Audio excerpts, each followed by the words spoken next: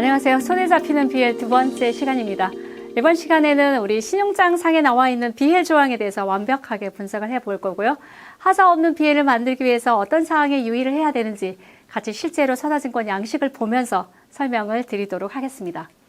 네, 앞에서 이제 제가 신용장 샘플 보여드렸는데요. 거기 구체적으로 이제 그 신용장 조항과 관련해서는 제가 설명을 안 드렸죠. 보통 이제 이런 내용들이 많이 나와 있는데 이게 구체적으로 어떤 의미인지 같이 살펴보도록 하겠습니다. 제일 앞에 보시면 complicit이라는 단어가 나오죠. 요거는 이제 설명을 드렸듯이 전통이라고 얘기하는 부분이에요. 그럼 도대체 전통이라는 것이 뭐냐? 발행된 원본 부스 전체를 얘기하는 거죠. 우리가 지금 관행적으로 선화증권을 세 부를 발행하고 있습니다. 그래서 complete set이라고 했을 때는 또는 full set이라고 했을 때는 세 부를 다 제출하라라는 얘기가 되겠죠. 그 다음에 complete set, clean shipped on board bill of lading. 우리가 선화증권을 수식하는 용어가 지금 두 가지가 있죠. 첫 번째는 clean이라는 용어고요. 두 번째는 shipped on board라는 의미예요.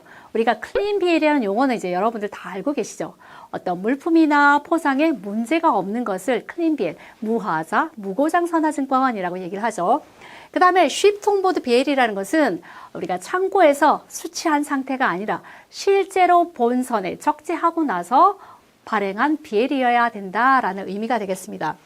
그리고 이제 plus 3 copies. 여기서 얘기하는 카피라는 단어는 제가 앞에서는 부스를 얘기한다라고 말씀드렸지만 이미 여기 위에서 complete set이라는 단어가 있기 때문에 지금 뒤에 나오는 카피라는 단어는 사본을 얘기하는 거겠죠. 그래서 원본 3통, 그 다음에 사본 3통 이렇게 총 6부를 제출하라라는 뜻이 되겠습니다. 그 다음에 marked freight prepaid. 그런데 운임 선불 표기를 하라는 거죠.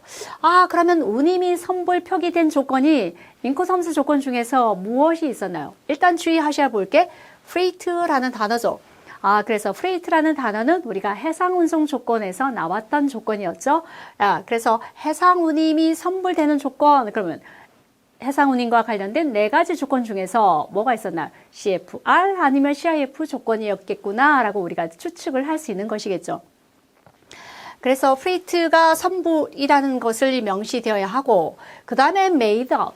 여기서 이제 made out이라는 개념이 여러분들 정말 정확하게 기억을 하셔야 돼요. 우리가 made out이라고 하면 작성된 그런 의미죠. 그런데 made out 다음에 뭐가 나오죠? to the order of 누구누구 은행 이렇게 나오죠. 그러면 made out 다음에 나오는 사람이 누구다? 바로 요 뒤에 나오는 사람이 consign이 수화인이라고 할 수 있습니다. 그런데 이 수화인은 우리가 신용장 조건으로 거래를 하느냐 아니면 송금 방식이나 추심 방식으로 거래를 하느냐에 따라서 다르죠. 여러분들이 송금이나 추심 방식으로 거래를 하신다면 당연히 수화인은 수입상이 되겠지만 지금은 신용장 조건을 우리가 설명하고 있는 것이니까 수화인은 반드시 은행이 돼야 되겠죠. 왜? 신용장이라는 것은 발행은행이 수입상을 대신해서 수출상에게 대금을 지급하겠다라고 약속하고 있는 부분이잖아요. 그래서 made out 다음에 나오는 사람이 수화인이다. 그래서 BL의 consign란에 나올 사람이 to the order of 누구누구 은행 이렇게 나와야 된다라는 뜻입니다. 그 다음에 이제 notify가 나오죠. 여기서 notify라는 것은 착화 통지처. 실제로 화물을 수입 통관해서 사용할 화주가 누구냐라는 것이죠. 그래서 대부분의 경우에는 수입상이 되겠습니다.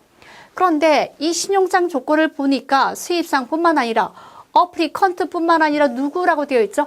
us라고 되어 있어요. 그러면 신용장에서 얘기하는 we, our, us의 개념은 누구일까요? 신용장에서 얘기하는 we, our, us는 바로 발행은행이다. 그러니까 착화 통지처란에 어플리컨트뿐만 아니라 발행은행의 이름과 주소도 적어야 된다라는 거죠. 그래서 이제 신입사원이 들어오면 notify에 그대로 applicant and us 이렇게 적어야 되는 줄 아시는 분들 계시더라고요. 그게 아니고요.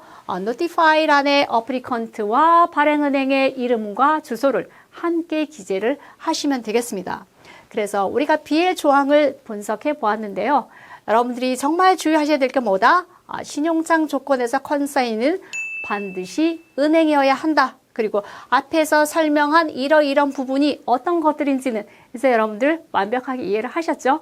그럼 지금 이제 받은 개념을, 지금 이해한 개념을 가지고 다음 우리가 선화증권을 실제로 보면서 다시 한번 확인을 해 보도록 하겠습니다. 그에 앞서서 이제 클린 BL과 파울 BL의 개념 어떤 차이가 있을까요? 클린 BL이라는 것은 물품과 포장에 이상이 없는 것을 얘기를 하는 거고요. foul BL이라는 것은 물품이나 포장상에 뭔가 문제가 있다고 BL의 리마크란에 기재된 것을 의미를 합니다. 그 다음에 신용장에 나와 있는 we, our, us 누구랑 말씀드렸죠? 예, 신용장에 나와 있는 we, our, us는 바로 발행은행이다. 예, 그거를 좀 주의를 하시면 좋겠습니다. 예, 그러면 이제 샘플을 보면서 어떤 의미인지 다시 한번 확인을 해볼게요.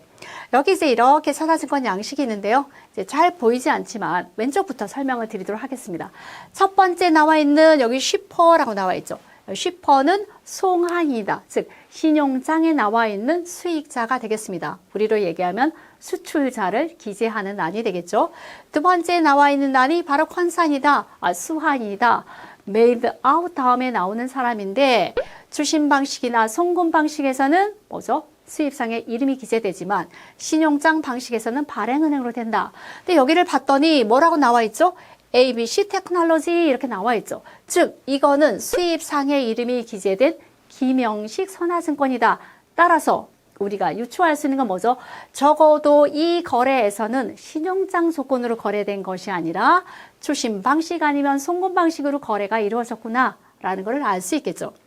그 다음에 이제 밑에 착화통지처란이 나오는데요. 위에 있는 수입상의 이름이 기재됐기 때문에 다시 한번 동일한 내용을 적어주지 않고 뭐라고 나왔죠? same as consign이 수하인과 동일합니다.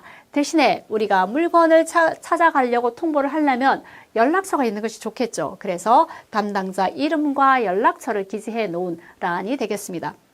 그 다음에 여기 밑에 나와 있는 부분은 운송과 관련된 사항이 나오는 거죠. 이 어떤 선박을 통해서 어디부터 어디까지 가는 것이냐, 선적항, 도착항 이런 부분들이 나오는 란이라고 할 수 있습니다. 그리고 이제 여기 밑에 보시면 이제 여기를 우리가 쉬핑 마크라고 하죠. 여기부터 여기까지를 우리가 쉬핑 마크 화인이라고 하죠. 우리가 물품에 이렇게 화인을 붙이는 이유는 뭘까요? 물품의 식별을 용이하기 위해서 이거 내 짐 쉽게 찾을 수 있겠죠. 그렇게 이제 붙이는 게 화인이라고 하는데요. 이거 화인은 특별한 양식은 없습니다. 다만 이게 누구한테 가는 것인지 뭐 PO 넘버나 포장 개수 그리고 원산지 증명서 이런 것들은 기재를 해 주시는 것이 좋겠죠. 예. 이렇게 해서 저희가 이제 왼쪽 부분에 대해서 살펴보았고요. 그러면 이제 오른쪽 부분은 어떤 것들이 나와 있는지 같이 보도록 하겠습니다. 여기 이제 가운데 보시면 shippers load and count. 송화인이 물건을 적재를 하고 수량을 세웠다. 무슨 뜻일까요? 송화인이 물건도 적재하고 수량이 얼마인지 나한테 알려줬기 때문에 나는 그 사실에 대해서 알지 못한다. 이걸 뭐라 그러죠? 부지약관이라고 합니다. 이렇게 부지약관은 LCL 화물에서는 주로 이제 기재가 되지 않고요. FCL 화물에서 기재가 되는 내용이죠. 즉 FCL 화물인 경우에는 앞에서 우리가 국제 운송 절차를 통해서 보았듯이 빈 컨테이너를 화주의 공장에 딜리버리를 하고 화주가 픽업을 해서 거기에 C를 채운 다음에 CY로 이송하게 되죠. 그러니까 운송인이 그 화물을 열어서 볼 시간이 없습니다. 그래서 어떤 물건이 몇 개가 들어있는지 나는 알지 못한다. 혹시 나중에 문제가 될 경우를 대비해서 설정을 해놓는 운송인 면책 조항이라고 할 수 있습니다. 그 다음에 이제 여기 밑에는 20피트 컨테이너 한 대분이다. 그래서 이러이런 것들이 들어있다고 얘기하더라 라는 내용이죠. 그래서 여기에 나와 있는 내용은 앞에 이제 신용장을 근거로 해서 여러분들이 생각해 보신다면 description of goods라는 나와 있는 내용을 그대로 복사를 하셔서 여기에 기재를 하시면 될 것 같습니다. 예, 그러면 다음 슬라이드 넘겨보도록 하겠습니다. 그다음에 여기 이제 오리지널 원본 BL이라고 표기가 되어 있죠. 그 다음에 CY to CY 이거 무슨 소리일까요? 앞에 CY, 뒤에도 CY가 있는데 가운데 구분을 해주죠. 무슨 뜻이냐면 선적지에서 화물이 어떤 형태로 인도됐느냐, 또 도착지에서 화물이 어떤 형태로 인도됐느냐. 이건 무슨 의미냐면 선적지에서도 화물이 FCL 화물로 인도를 했고 또 도착할 때도 내가 수화인한테 FCL 화물로 인도된다. 즉 다시 얘기를 하자면 보내는 사람도 한 명, 받는 사람도 한 명, 이거는 1대1 거래를 얘기하는 거죠. 그래서 우리가 화물의 운송 형태만 보아도 이것이 어떤 형태로 이동이 되는 것인지 파악을 하실 수가 있겠습니다. 그 다음에 이제 왼쪽 부분 다시 한번 살펴볼까요? 왼쪽 부분에 봤더니 운임이 선불이냐 후불이냐 우림이 선불로 기재가 되어 있죠. 그 다음에 여기는 이제 상대방 그 파트너의 연락처가 기재되어 있고요. 여기 보시면 number of original이죠. 발행된 부수가 몇 부냐? 그래서 세 부가 발행됐다라고 얘기하고 있죠. 즉 발행된 부수가 세 부이기 때문에 신용장에서 풀셋 또는 컴플릿셋을 요구하고 있다면 세 부 전체를 제시해야 된다라는 그 의미가 되겠습니다. 그 다음에 이제 여기 오른쪽에 보시면 선화증권을 발행하는 날짜가 나와 있죠. 그리고 밑에 반드시 서명이 들어가야 되는 거죠. 선화증권은 운송인이나 선장이나 그 대리인의 서명이 들어가야 됩니다. 이렇게 해서 반드시 서명까지 들어가야 한다는 거 여러분들 잊지 마시기 바랍니다. 이렇게 해서 우리 이번 시간에 신용장에 나와 있는 BL 조항을 어떻게 분석해야 되는지 이해하셨고요. 또 BL을 한 항목씩 살펴보면서 우리가 하자 없는 BL을 만들기 위해서는 어떤 부분들에 대해서 주의를 해야 하는지도 함께 살펴보았습니다. 여러분들 고생 많으셨고요. 다음 시간에 또 뵙도록 하겠습니다. 고맙습니다.